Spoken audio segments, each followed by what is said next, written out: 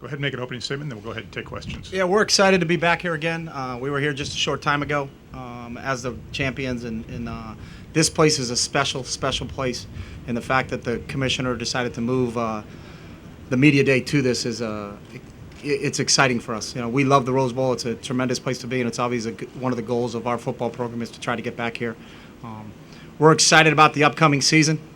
We've got, I think, 18 starters coming back on both sides of the ball. We got a taste of what success is all about. It's year 2. We've changed some things of how we practice. Our players, specifically Brandon, understand exactly what we expect of them. We're excited about getting started on August 9th, and we really think we're going to have a pretty good team this year. We'll go ahead and take questions. We got in the back right. Hi, Coach. Michelle Smith, AOL Fan House. When people talk about your team, they do talk about the question mark at quarterback. Can you address quarterback situation and to what degree you think that's a question mark? Yeah, it's always a question mark when you lose your quarterback. When we lost Dennis Dixon in 2007, the question was, how do you replace him? We got 2 quality players in Nate Costa and Darren Thomas that will battle it out this preseason camp, and we'll name a starter before our first week game. Both those guys have played a little bit. They don't have a ton of experience, but they're going to have to gain some real quick. But I think both Nate and Darren are prepared for it, and I know they've worked very, very hard for it. They battled it out through spring practice. They took all the reps at quarterback really during the spring, and one of those guys will be the starting quarterback for us this fall. The great part about it is that all of our offensive line is back, all of our receivers are back, all of our running backs are back, so that they're going to have a cast around them that's going to be able to support them and help them as they grow as a quarterback. Question here in the middle.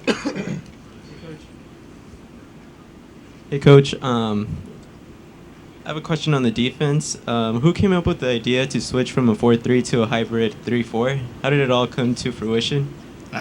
We get that question all the time. We haven't switched our defense. I don't know where that one keeps coming up. We run some schemes, but we play with 4 down linemen. But we are athletic on the defensive side of the ball. We've run it for a year now, and I think we just added to our package that we've run at Oregon for a long, long time. We have a great defensive staff, and what they do is take advantage of the athletic ability that our players have. And we've got, a rotation of 8 defensive linemen that will play, a rotation of 6 or 7 linebackers that will play, and a rotation of about 8 DBs that will play. So we got a lot of good athletes that we're trying to get on the field, and they can mix and match as much as they want. It just makes it a real tough defense to defend. Coach, Tom Fitzgerald, San Francisco Chronicle. This is the first year in 8 years that USC was not the media's pick to win the Pac-10. How do you feel about being number 1 in the voting? Is it something that you welcome, or do you wish that it was the other way around?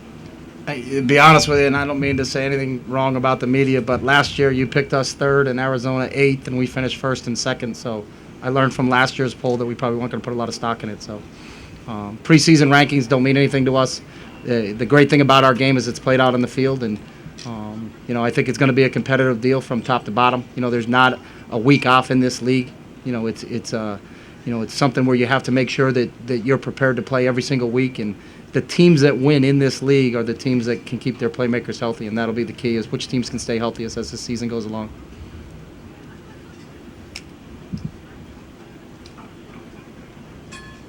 Pretty easy for you. Any additional questions?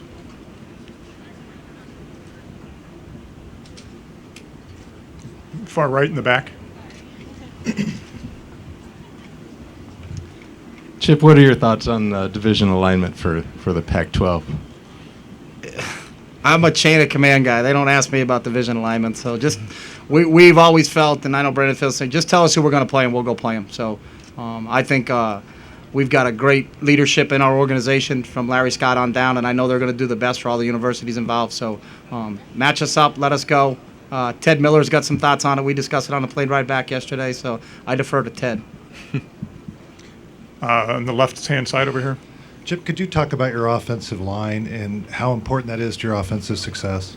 It really is. And we started off last season losing our opening game, and we had played a lot of young guys. And as our offensive line grew as the season went along, we became more explosive. We didn't play great offensively in probably our first 3 games, and then started to kind of hit our stride. But I think it really coincided with how our offensive line developed. And that's one of the things that makes you sleep well at night, is that all those guys are coming back. They gained a lot of valuable experience there.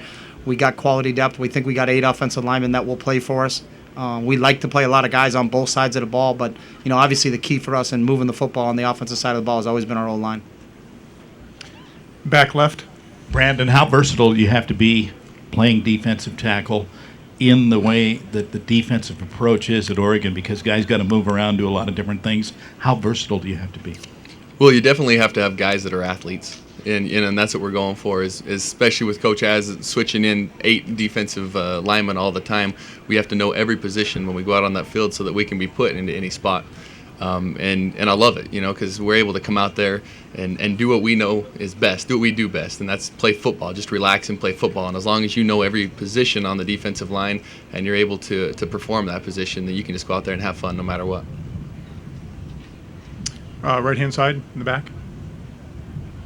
Brandon, do you ever get peeved that it doesn't seem like the Ducks get a lot of credit for playing good defense? I mean, in Pac-10 games last year, you guys had pretty good numbers. All that matters to me is that we're successful. As defense, when you're a defensive player, that kind of comes with the role of being a defensive player. Is you don't have the ball, the camera's not on you all the time, but you're just as important in winning the game as the offense is.